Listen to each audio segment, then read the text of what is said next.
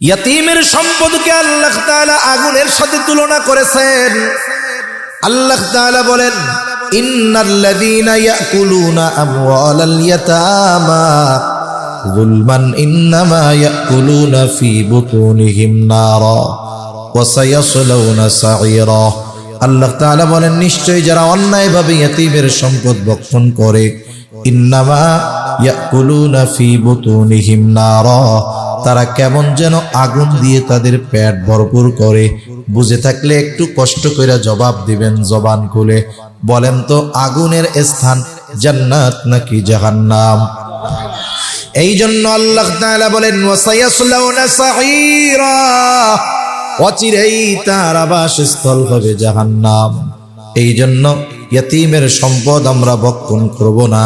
আর ইয়াতীমের সম্পদ ভক্ষণ করা, ইয়াতীমের হক নষ্ট করা, এটা হলো আবু জেহেলের খাসলাত। পবিত্র কোরআনুল কারীমের প্রসিদ্ধ একটা সূরা, সূরা মাউন। এই সূরার মধ্যে আবু জেহেলের খাসলাতের কথা আল্লাহ তাআলা জানান। আবু জেহেলের অন্যতম এক খাসলাত ছিল, যখন কোনো ধনবান ব্যক্তির মৃত্যুর সময় হইত, ওই সম্পদওয়ালা মানুষের যদি নাবালক ছোট বাচ্চা থাকতো, আবু জেহেল গিয়া লোকটার কাছে বলতো, ভাই তুমি তো হয়তো দুনিয়ায় আর বেশি দিন থাকবা না, কিন্তু তোমার মৃত্যুর পরে তোমার রেখে যাওয়া সম্পদ আর সন্তানের কি হবে? মানুষ তো সম্পদগুলো দখল দিয়ে দিবে, তোমার সন্তান সম্পদ বঞ্চিত হবে। একটা কাজ করো, মানুষের সামনে ঘোষণা দিয়ে দাও যে তোমার মৃত্যুর পর তোমার সম্পদ আর সন্তানের অভিভাবক আমি। লোকটাও চিন্তা করত, আবু জেহেল যদি আমার সন্তান এবং সম্পদের অভিভাবক হয়ে যায়, সে তো গোত্রপতি লিডার, অন্য কেউ আমার সন্তান আর সম্পদের দিকে চোখ তুলে তাকাবে না।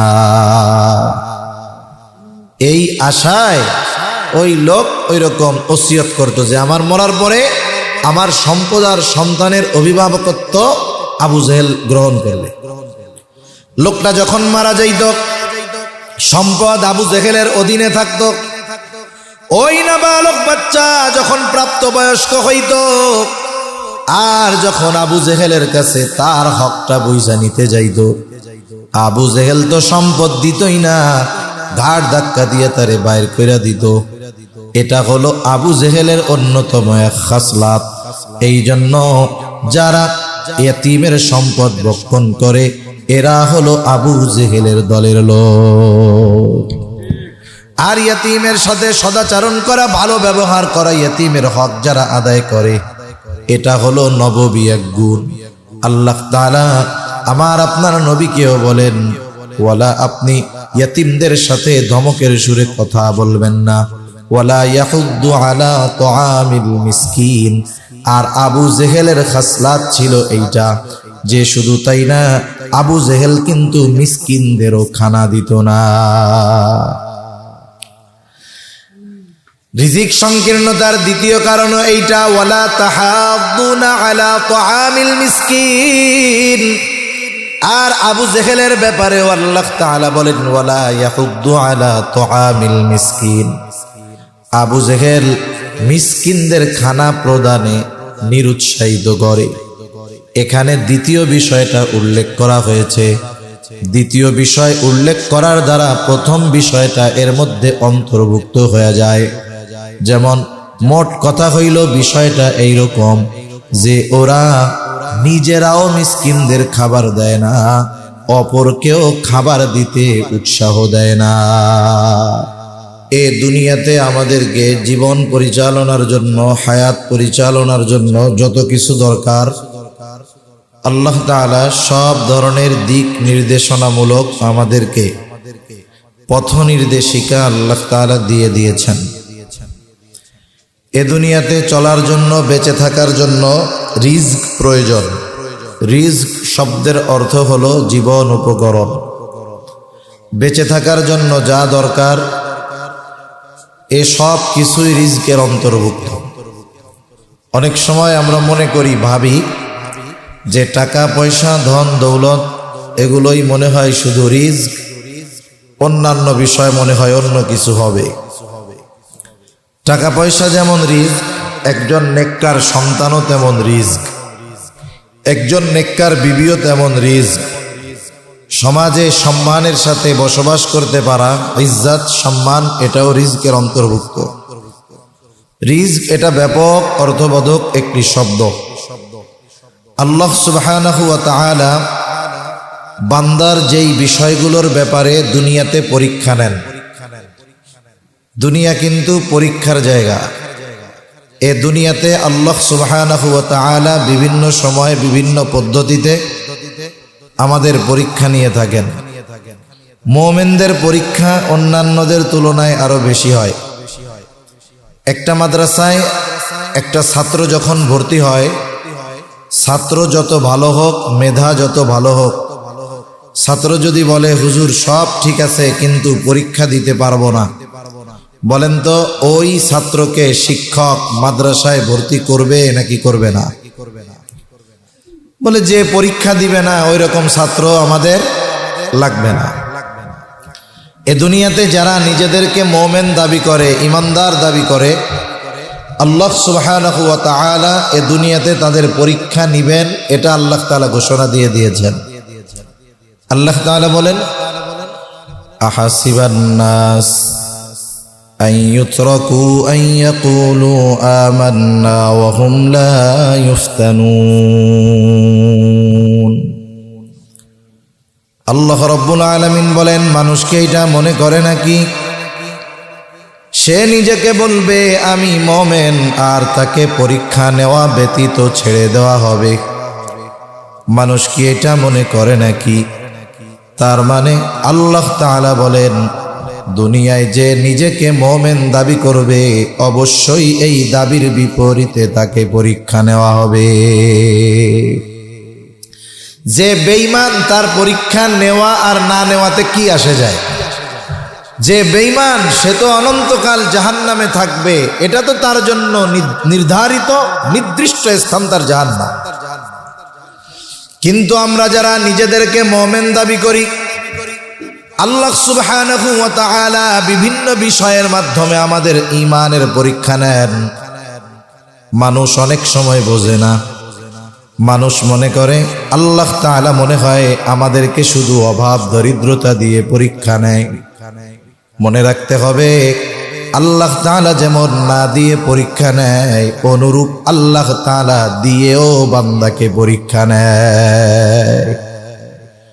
কিন্তু আমাদের স্বভাব, মানুষের খাসলাত হইল, অভ্যাস হলো যে আমরা যদি টাকা পয়সা ধন দৌলত সুস্থ থাকি তাইলে মনে করি এটা মনে হয় নিয়ামত। কিন্তু আবার যখন অসুস্থ হই, একটু অভাবে পড়ি, মনে করি এটাই মনে হয় পরীক্ষা। কিন্তু ব্যতিক্রমও হতে পারে। আল্লাহ তাআলা বান্দাকে ভালোবেসে চাইলে নাও দিতে পারেন, আবার আরেকজনকে পরীক্ষা করার জন্য দিতে পারেন, যে দিয়া দেখিও কি করে। অনেক সময় মোহাব্বতের কারণে সন্তান মা বাবার কাছে অনেক কিছু চায়। বলেন তো সন্তান মা বাবার কাছে যা চায়, সব চাওয়া সব চাহিদা কিন্তু মা বাবা পূরণ করেন না। সন্তানের কিছু চাওয়া মা বাবা পূরণ করেন মোহাব্বত ভালোবাসার কারণে, আবার মাঝে মধ্যে সন্তানের কিছু চাওয়া চাহিদা মা বাবা পূরণ করেন না, এটাও মোহাব্বত ভালোবাসার কারণে। একটা উদাহরণ দিলে বুঝতে সহজ হবে। মনে করেন আপনাদের এলাকার একটা যুবক ছেলে, সে সিলেট কলেজে লেখাপড়া করে, প্রযুক্তি বিশ্ববিদ্যালয়ে পড়ে। প্রতিদিন তাকে এখান থেকে কলেজে যেতে হয়, ভার্সিটিতে যেতে হয়। যাওয়ার সময় মাঝে মধ্যে সিএনজি পায় না, বাস পায় না, দেরি হয়ে যায়। অনেক ধনী লোকের সন্তান।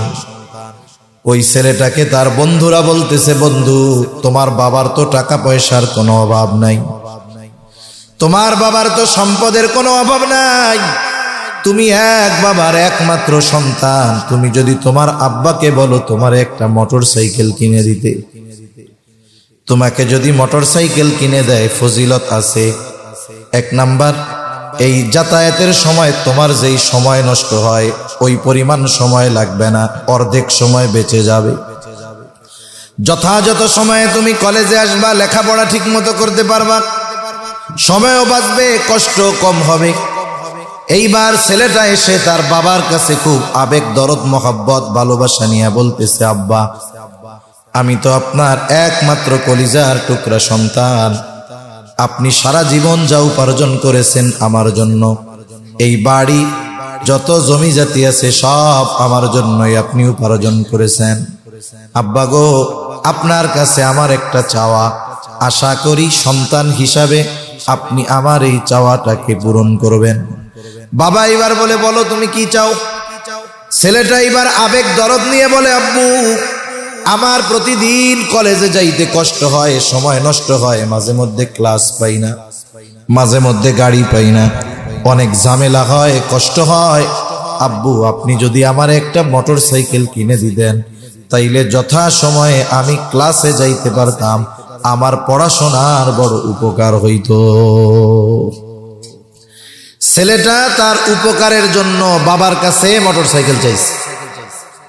এই মোটর সাইকেল পাইলে তার সময় বাঁচবে, লেখাপড়া ঠিক মতো হবে, ক্লাস ধরতে পারবে। বলেন তো এর জন্য এটা উপকারী নাকি উপকারী না? উপকারী। কিন্তু বাবা চিন্তা করতেছে ভিন্ন কথা। বাবা চিন্তা করে, আমার একটা মাত্র সন্তান, মোটর সাইকেলে আমার তরুণ যুবকরা যখন উঠে কেমন যেন রকেট চালাইতেছে, বাপটা এরকম। এখন বাপ চিন্তা করে, আমার ছেলেটাও তো যুবক, ফাঁকা রাস্তায় জোরে টান দিবে, কোন সময় এনা ট্রাভেলস মাইরা দিবে তার ঠিক নাই, কোন সময় ট্রাকের সাথে মেরে দিবে, আমার ছেলেটা দুনিয়া থেকে চলে যাবে। ছেলে চিন্তা কি করতেছে আর বাপ চিন্তা কি করতেছে চিন্তা করেন। বাবা এইবার এই কথাগুলো চিন্তা করে ছেলেকে একটা ধমক দিয়া বলে, কোনো মোটর সাইকেল দেওয়া হবে না, প্রয়োজনে তোমার লেখাপড়া বন্ধ করে দিব, তাও তোমাকে এটা দিব না। বলেন তো বাপ যদি না দেয়, ছেলে এত আবেগ দরদ নিয়ে চাইলো, বাবা দিল না, বলেন তো ছেলের কষ্ট লাগবে কি লাগবে না? এইবার বন্ধুদের কাছে যাবে, বন্ধুরা বলবে, তোমার বাবা হইলো একটা কিপটা। কিপটা চিনেন? কৃপণ, বখিল। তোমার বাবার যে টাকা পয়সা, তোমার তো হেলিকপ্টার কিনে দিতে পারতো, একটা মোটর সাইকেল কিনে দিল না। বন্ধুরা বলে, তোমার বাবা তোমারে ভালোবাসে না, তোমার বাবা একটা কৃপণ লোক, তুমি সন্তান চাইছো একটা মোটর সাইকেল, এটাই তোমাকে দিল না। আপনারা যদি বুঝে থাকেন বলেন তো, বাপ কৃপণ, ভালোবাসে না, এই জন্য সন্তানকে মোটর সাইকেল দেয় নাই, নাকি সন্তানকে বেশি ভালোবাসার কারণে দেয় নাই? কি জন্য দেয় নাই? বেশি ভালোবাসার কারণে দেয় নাই। দুনিয়ায় অনেক সময় আমার আপনার মা বাবা, আমি আপনি চাই, ভালোবাসার কারণে দেয় না। বলেন তো আল্লাহ তাআলা মা বাবার চাইতে বেশি ভালোবাসে নাকি কম ভালোবাসে? এই জন্য বান্দা আল্লাহর কাছে অনেক কিছু চায়। বান্দা বোঝে, আল্লাহ বুঝে যে এটা আমার বান্দাকে দিলে তার জন্য উপকার হবে না। এই জন্য অনেক সময় আল্লাহ মোহাব্বত করে বান্দাকে অনেক কিছু থেকে বঞ্চিত করে, চাইলেও দেয় না। এটা যে দেয় না, এটা আল্লাহ তাআলা বান্দাকে ভালোবাসার কারণে। সেজন্য আল্লাহ দিয়েও পরীক্ষা নেন, না দিয়েও পরীক্ষা নেন। যে মুমিন বান্দা সে বোঝে আল্লাহ দিয়া পরীক্ষা নেয়, কিন্তু যে বেঈমান, যে নাফরমান, গুনাহগার, পাপী, ও মনে করে দিলেই মনে হয় আল্লাহ শুধু ভালোবাসে। এই জন্য দেখবেন সমাজে অনেক বেনামাজি, নাফরমান, পাপী, অনেক টাকা পয়সা, ধন দৌলত, সামাজিক বড় পদের অধিকারী এমন লোক সমাজে আছে না নাই?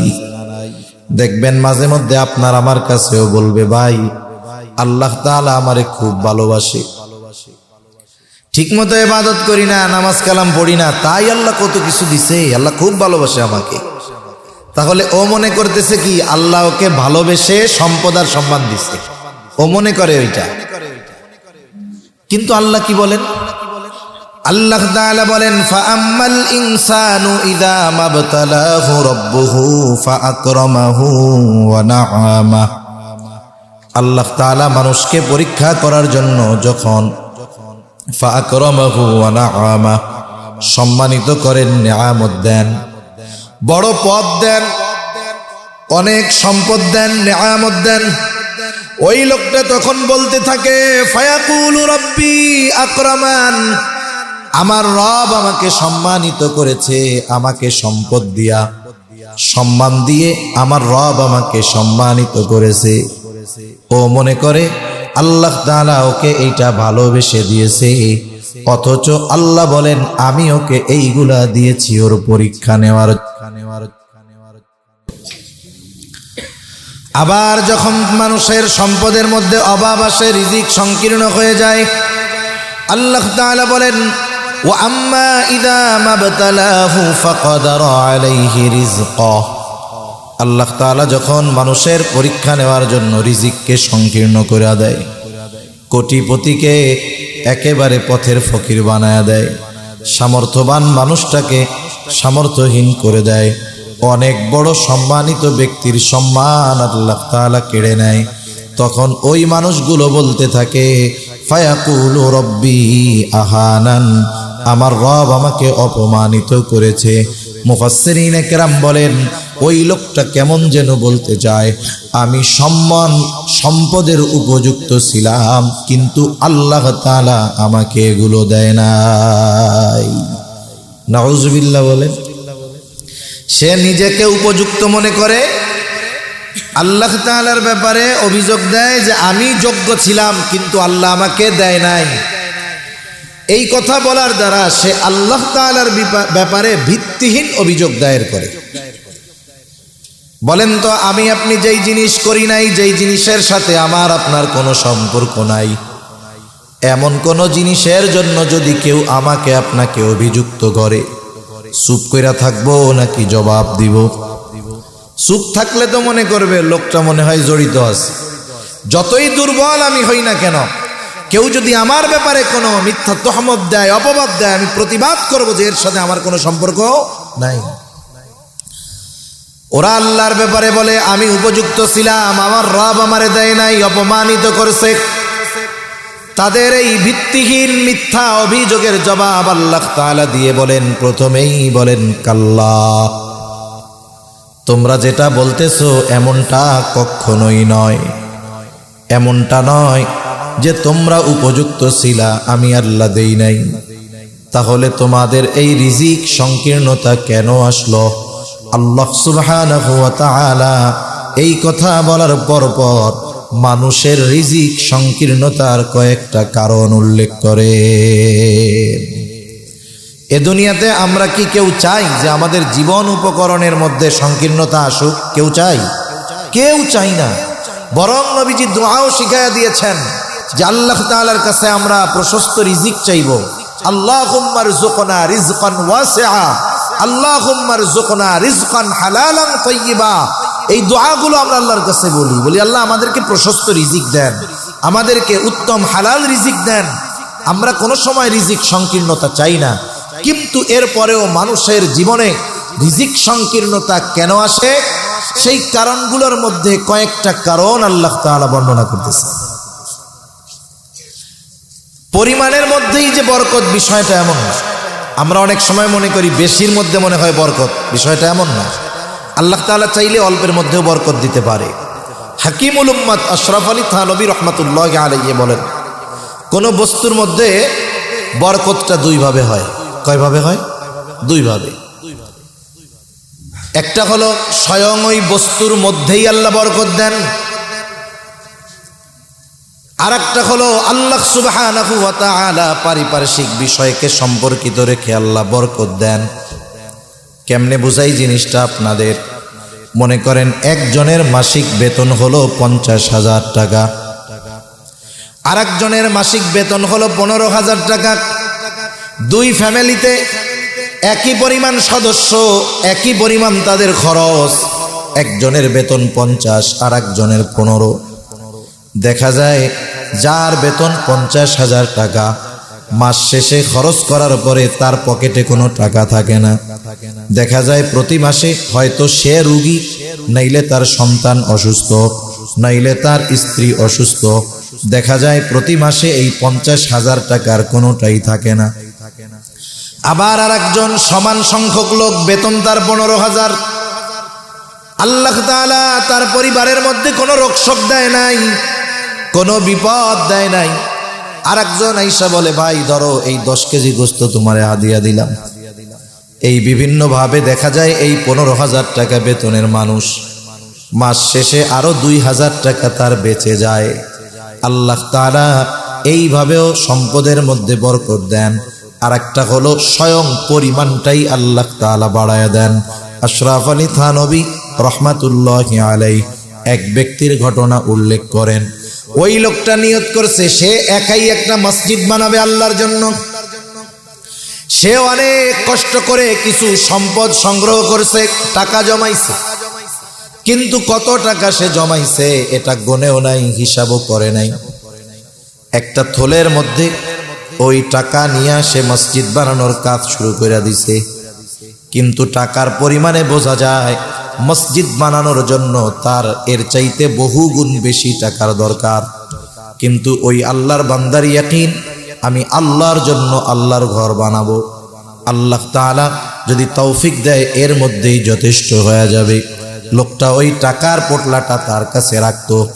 যখনই কেউ আইসা টাকা চাইতো, বিসমিল্লাহ বইলা হাত দিয়ে ওইখান থেকে টাকা দিয়ে দিত।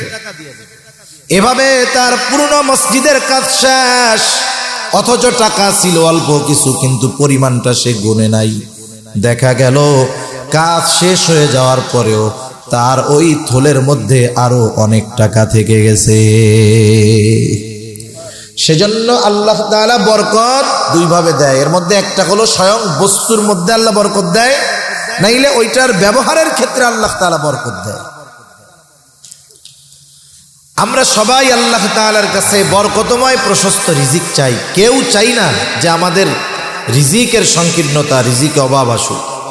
এজন্য টাকা পয়সা থাকলেই যে আমার সংকীর্ণতা আসবে না, বিষয়টা কিন্তু এমন না। মনে করেন সমাজে অনেক মানুষ আছে না, অনেক টাকা পয়সার মালিক, কিন্তু প্রতিদিন ইচ্ছা করলে এক একটা গরু জবাই দিয়া খাইতে পারে, কিন্তু ওই লোকটাকে আল্লাহ তাআলা এমন অসুস্থ করছে, গরুর গোশত খাওয়া তো দূরের কথা, সে ভাতও ঠিক মতো খাইতে পারবে না। আছে না এরকম? আবার কতজন আছে টাকা পয়সা অনেক নাই, কিন্তু আল্লাহ প্রত্যেক দিন ভালো খাওয়ায়।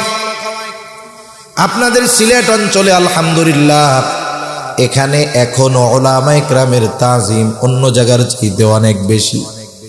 প্রায় মসজিদের মধ্যে এলাকার মানুষ হুজুরকে লজিং রাখতে চায়। প্রত্যেকেই আশা করে আমি হুজুরকে একদিন খাওয়াবো, মাসে একদিন হইলেও। দেখা যাবে এক মহল্লায় 60টা ফ্যামিলি, সবার ইচ্ছা আমি হুজুরের খাওয়ামু। তাইলে এক এক বাড়িতে হুজুর মেহমান হয় 2 মাসে একবার, 2 মাসে একবার। যার বাড়িতে যেই দিন লজিং, আগের দিনই ওই বাড়ির চাচি চাচাকে বলে, শোনো কালকে কিন্তু হুজুরের খাওয়ান, আমরা যা খাই তা খাই, হুজুর এটা খাওয়ানো যাবে না। তুমি বাজারে যাও, মুরগি আনবা, গোস্ত আনবা, গরু আনবা, প্রত্যেক দিন যার বাড়িতে খাওয়ান আগের দিন বাড়ির মানুষ এরকম বলে। আবার সন্তান যদি বিদেশে থাকে ফোনে খোঁজ নেয়, মা হুজুরের খাওন কবে আমাকে বাড়িতে, বলে অমুক দিন, বলে হুজুরে কিন্তু এবার এরকম খাওয়াইও। দেখা যায় হুজুরের বেতন 10,000 15,000, কিন্তু আল্লাহ তাআলা তাকে প্রতি মাসে এই পরিমাণ ভালো খাবার খাওয়ায়, ওইটা যদি তার টাকা দিয়ে কিনে খাওয়া লাগতো 4 মাসের বেতন হলেও সম্ভব হইতো না। এটা আমি একটা উদাহরণ দিলাম আর কি। এইভাবে আল্লাহ তাআলা বিভিন্ন পদ্ধতিতে রিজিকের বরকত দিতে পারে। বেশি হইলেই যে বরকতময় রিজিক তা না, কমের মধ্যেও আল্লাহ তাআলা বরকত দেয়, ঠিক কিনা বলেন? এখন বলেন, আমরা সেই বরকতময় প্রশস্ত রিজিক চাই তো? কেউ চাই না রিজিক সংকীর্ণতা আসুক। এখন রিজিক সংকীর্ণতা কেন আসে? আল্লাহ তাআলা সেই কথাই বলেন, 1 নাম্বার, বাল্লা তুকরিমুনাল ইয়াতীম। রিজিক সংকীর্ণতার 1 নাম্বার কারণ হলো তোমরা ইয়াতিমকে সম্মান করো না। ইয়াতিমকে সম্মান করো না, এর দ্বারা উদ্দেশ্য কি?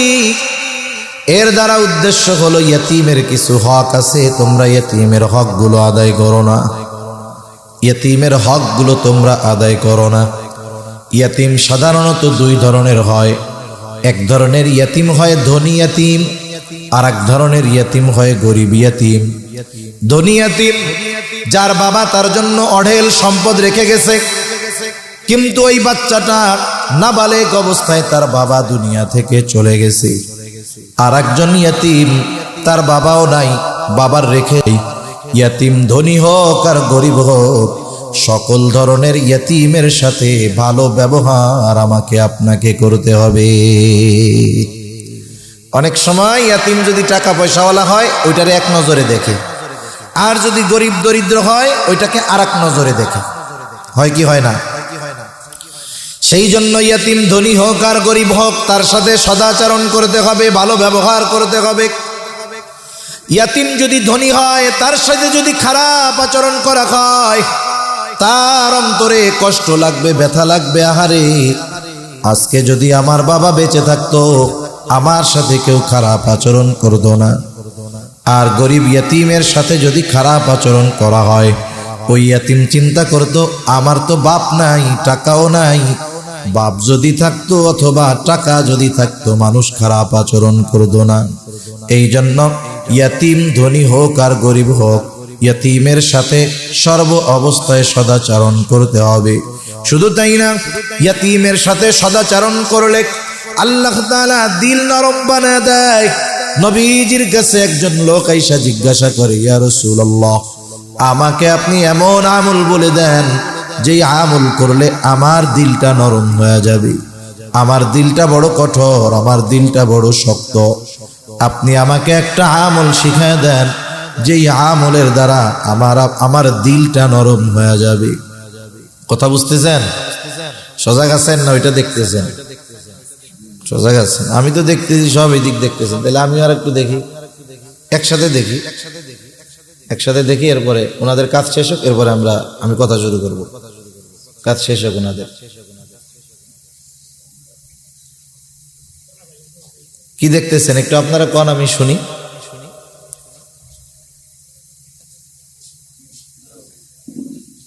শুনেন, একটা হইল আর্টিফিশিয়াল, বুঝেন? আর্টিফিশিয়াল বুঝেন? কৃত্রিমতা। আর একটা হলো একেবারে স্বাভাবিক। আর্টিফিশিয়াল জিনিস চোখ বন্ধ করে কখন যায়, আর যখন আর্টিফিশিয়াল না, অকৃত্রিম যেটা, এটা নিজের থেকেও আসে না। আমি বলার উদ্দেশ্য নিয়ে শুরু করছি, কিন্তু কি আসবে জবানে এটা আল্লাহ জানে। আর এটা আসে শ্রোতার চাহনি, খেয়াল, এর উপরে নির্ভর করে। কিন্তু যখন এটা লাগাইতেছে আমি বুঝতে পারতেছি আপনাদের সাথে আমার মিসকানেকশন হয়ে গেছে, আমার কথা আসতেছে না। কথা বোঝেন নাই? এজন্য যখন কেউ কথা বলে, যেই বলুক, আশেপাশে যা হয় হোক, আপনি কথাগুলো শুনুন। ওইখানে কি আছে এটা তো মাহফিলের শেষেও থাকবে। আমি কি শেষ পর্যন্ত থাকবো? আমি কি শেষ পর্যন্ত কথা বলবো? সেজন্য এই বিষয়গুলো খেয়াল করার দরকার। শয়তান তো চারিদিক দিয়ে ঘুরতেছে, চিন্তা করতেছে কেমনে মনোযোগটা নষ্ট করে দেওয়া যায়। কিছু কথা যদি দিল দিয়া শুনেই বসে, আমল যদি কইরাই বসে, তাইলে হুজুরেরও লাভ হইল, মাদ্রাসা কর্তৃপক্ষেরও লাভ হইল, ওরও লাভ হয়ে গেল। সে তো চাইবে যে এরকম উল্টা পাল্টা হোক। এজন্য এদিকে খেয়াল দিয়ে একটু শুনেন, নাকি কষ্ট হইলে আমি শেষ করে দিই।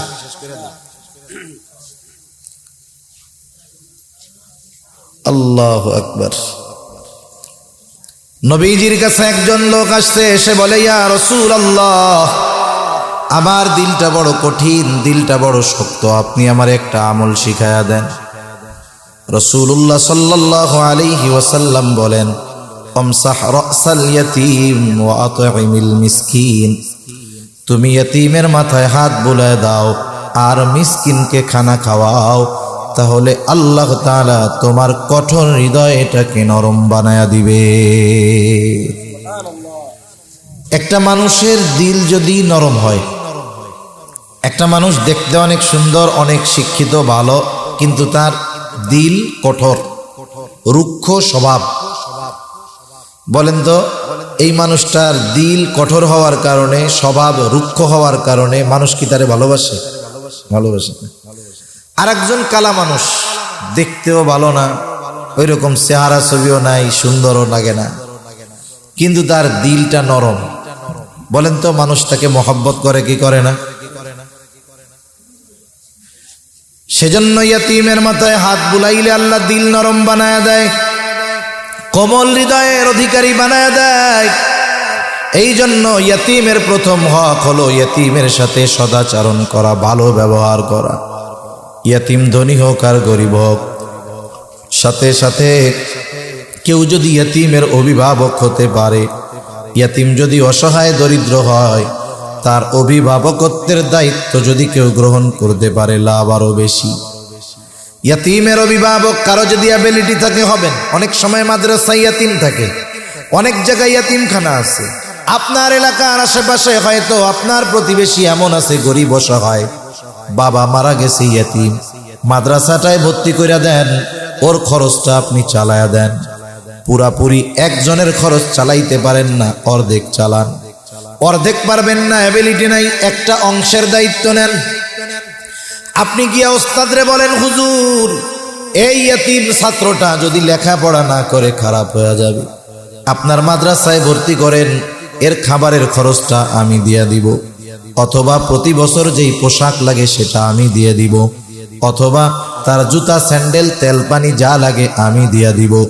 আপনি আমি যদি চেষ্টা করি ইয়াতিমের যে কোনো একটা বিষয়ের অভিভাবকত্ব যদি গ্রহণ করতে পারি, আশা করা যায় কিয়ামতের দিন ইয়াতিমের অভিভাবক হওয়ার কারণে নবীর সাথে জান্নাতে পাশাপাশি থাকতে পারবো। রাসূলুল্লাহ সাল্লাল্লাহু আলাইহি ওয়াসাল্লাম বলেন, আনা ওয়া কাফিলুল ইয়াতীম কাহাতাইনি ফিল জান্নাহ। আমি আর ইয়াতিমের অভিভাবক জান্নাতের মধ্যে পাশাপাশি অবস্থান করব।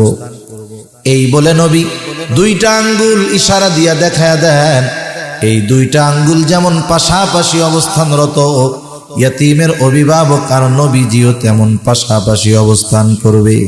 সুবহানাল্লাহ বলেন। আরে নবীর সাথে থাকতে পারা কত সৌভাগ্যের ব্যাপার। হযরত আনাস রাদিয়াল্লাহু তাআলা আনহু থেকে বর্ণিত, তিনি বলেন, একদিন এক বেদুইন সাহাবী নবীজিকে আইসা প্রশ্ন করেছে, ইয়া রাসূলুল্লাহ মাতাস সাআহ, হে আল্লাহর রাসূল কিয়ামত কখন হবে?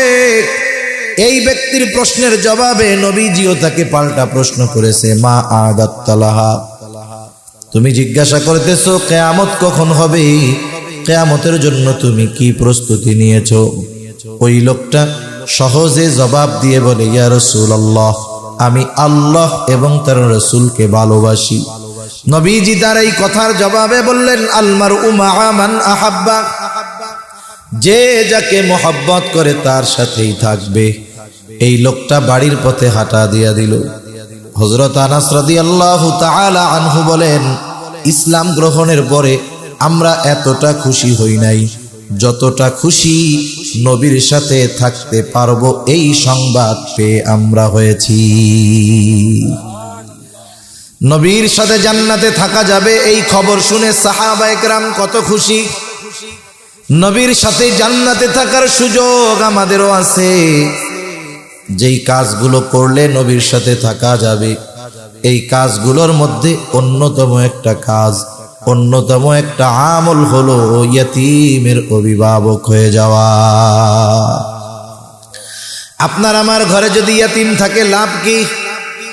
আবু হুরায়রা রাদিয়াল্লাহু তাআলা আনহু থেকে বর্ণিত হাদিস, নবীজি বলেন, ওই ঘর কতই না উত্তম ঘর যেই ঘরে একজন ইয়াতীম আছে আর তার সাথে সদাচরণ করা হয়।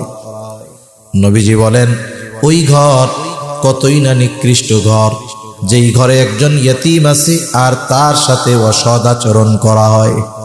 বুজুর্গানে দিন বলেন, বিষয়টা হলো এই রকম, যেই ঘরে ইয়াতীম আছে ওই ঘরওয়ালা বড় সৌভাগ্যবান যদি সেই ইয়াতীমের সাথে সদাচরণ করে।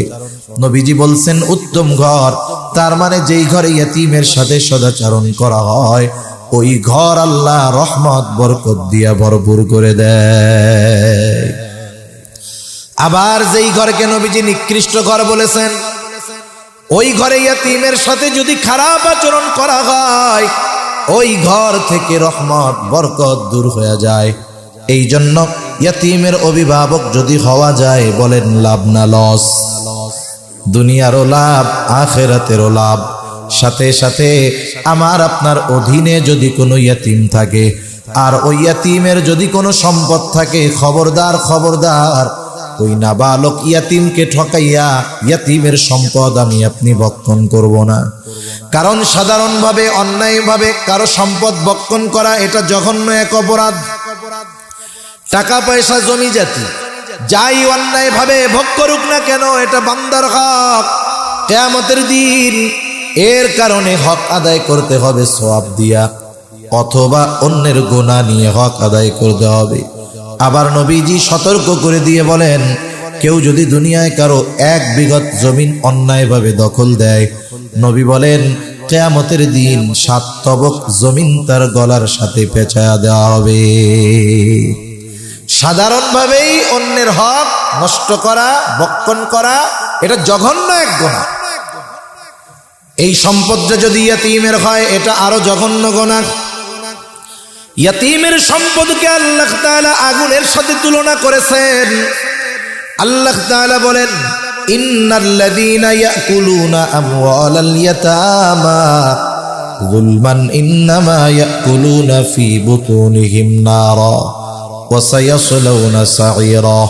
আল্লাহ তাআলা বলেন, নিশ্চয়ই যারা অন্যায়ভাবে ইয়াতিমের সম্পদ ভক্ষণ করে, ইন্নামা ইয়াকুলুনা ফী বুতুনিহিম নারা, তারা কেমন যেন আগুন দিয়ে তাদের পেট ভরপুর করে। বুঝে থাকলে একটু কষ্ট করে জবাব দিবেন জবান খুলে, বলেন তো আগুনের স্থান জান্নাত নাকি জাহান্নাম? এই জন্য আল্লাহ তাআলা বলেন, ওয়াসায়াসলাউনা সাঈরা, অচিরেই তার আবাসস্থল হবে জাহান্নাম। এই জন্য ইয়াতিমের সম্পদ আমরা ভক্ষণ করব না। আর ইয়াতিমের সম্পদ ভক্ষণ করা, ইয়াতিমের হক নষ্ট করা, এটা হলো আবু জেহেলের খাসলাত। পবিত্র কোরআনুল কারীমের প্রসিদ্ধ একটা সূরা, সূরা মাউন। এই সূরার মধ্যে আবু জেহেলের খাসলাতের কথা আল্লাহ তাআলা জানান। আবু জেহেলের অন্যতম এক খাসলাত ছিল, যখন কোনো ধনবান ব্যক্তির মৃত্যুর সময় হইত, ওই সম্পদওয়ালা মানুষের যদি নাবালক ছোট বাচ্চা থাকতো, আবু জেহেল গিয়া লোকটার কাছে বলতো, ভাই তুমি তো হয়তো দুনিয়ায় আর বেশি দিন থাকবা না, কিন্তু তোমার মৃত্যুর পরে তোমার রেখে যাওয়া সম্পদ আর সন্তানের কি হবে? মানুষ তো সম্পদগুলো দখল দিয়ে দিবে, তোমার সন্তান সম্পদ বঞ্চিত হবে।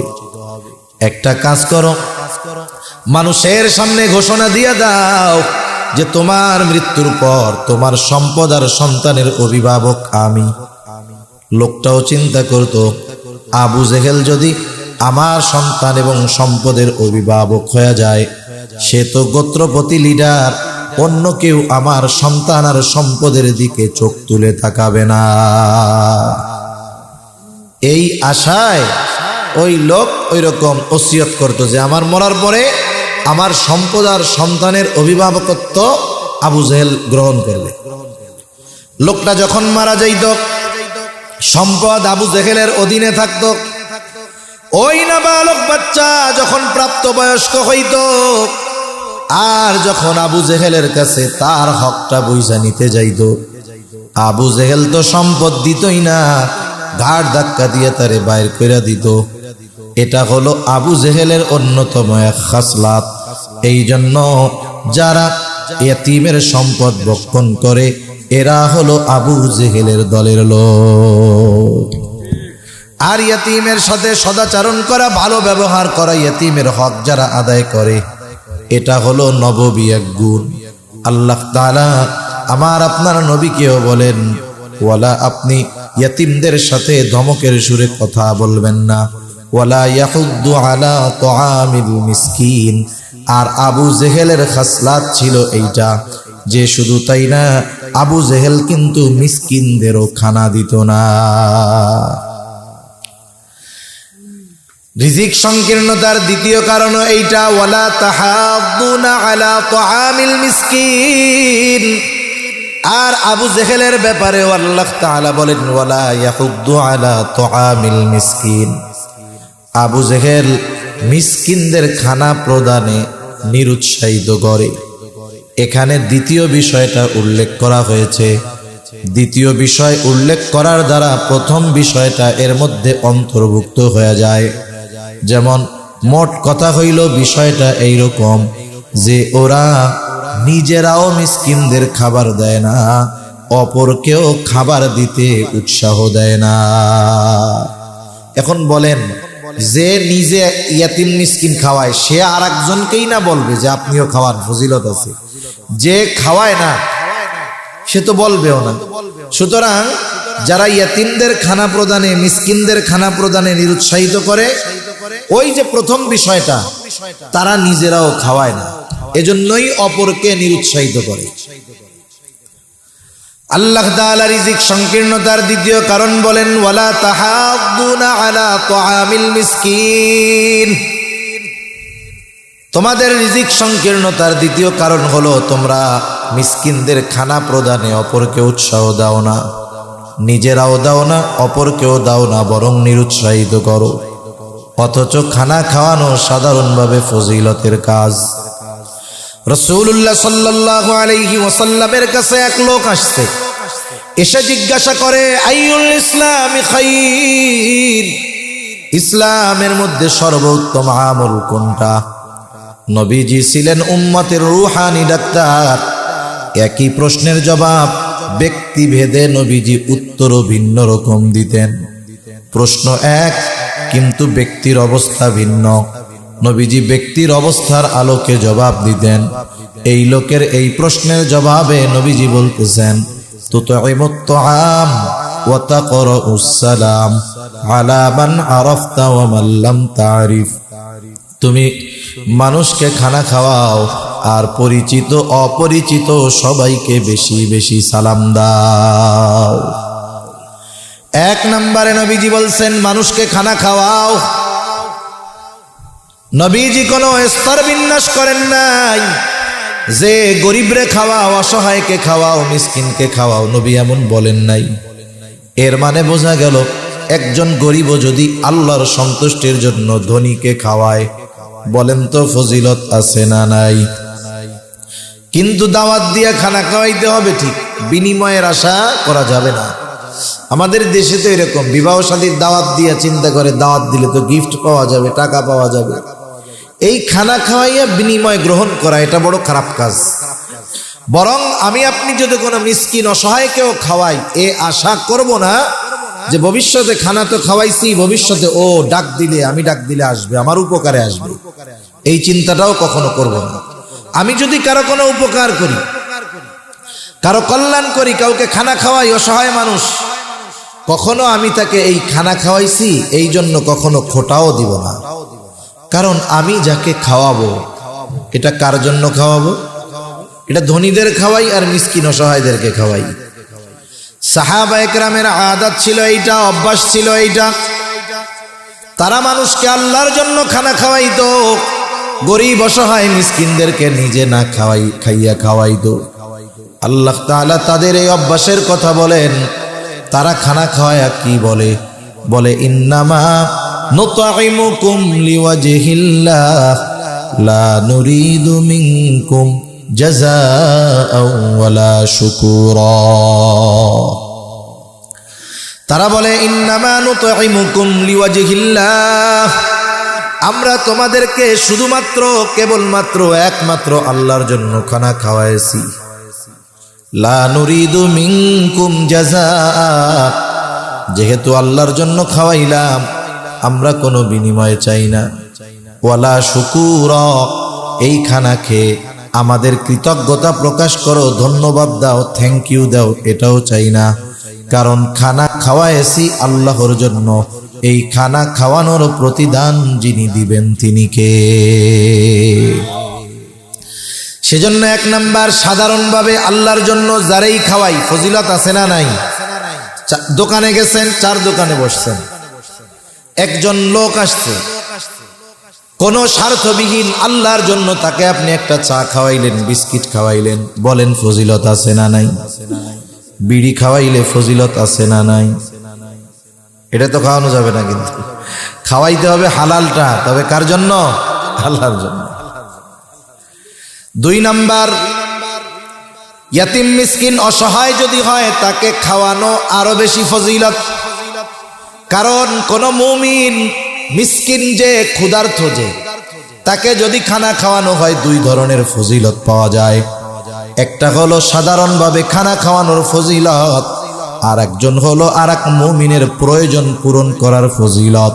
ক্ষুধার সময় তার খাবার প্রয়োজন, আপনি আমি যদি খানা খাওয়াইয়া তার এই প্রয়োজনটা মিটাইয়া দেই, তাহলে আমার আপনার বিপদের সময় প্রয়োজন যিনি মিটাইয়া দিবেন তিনি কে? আবার দেখেন, খানা খাওয়ানো কিছু কিছু সময় ঈমান সম্পৃক্ত বিষয়। আমার আপনার প্রতিবেশী যদি অভাবী, দরিদ্র, ক্ষুধার্ত হয়, রাসূলুল্লাহ সাল্লাল্লাহু আলাইহি ওয়াসাল্লাম বলেন, লাইসাল মুমিন আল্লাযী ইয়াশবাউ, ওই ব্যক্তি মুমিন নয় যে পেট ভরে খায় আর তার প্রতিবেশী অভুক্ত থাকে। নবীজি বলেন এই ব্যক্তি মুমিন নয়। এই জন্য আমার আপনার প্রতিবেশী যদি অভাবী থাকে, দরিদ্র থাকে, গরিব থাকে, তাদের ব্যাপারে খোঁজ খবর রাখবো কি রাখবো না? রাখবো তো ইনশাআল্লাহ। রাসূলুল্লাহ সাল্লাল্লাহু আলাইহি ওয়াসাল্লাম এক হাদিসের মধ্যে বলেন, তোমরা তরকারির মধ্যে ঝোল বাড়াইয়া দাও, পানি বাড়াইয়া ঝোলটা একটু বেশি বেশি করো। কেন করবা? যাতে প্রতিবেশীর খোঁজ খবর নিতে পারো। আইরে প্রতিবেশীর হকের ব্যাপারে নবীজি বলেন, আমি তো প্রতিবেশীর হকের ব্যাপারে ভাবতেছিলাম,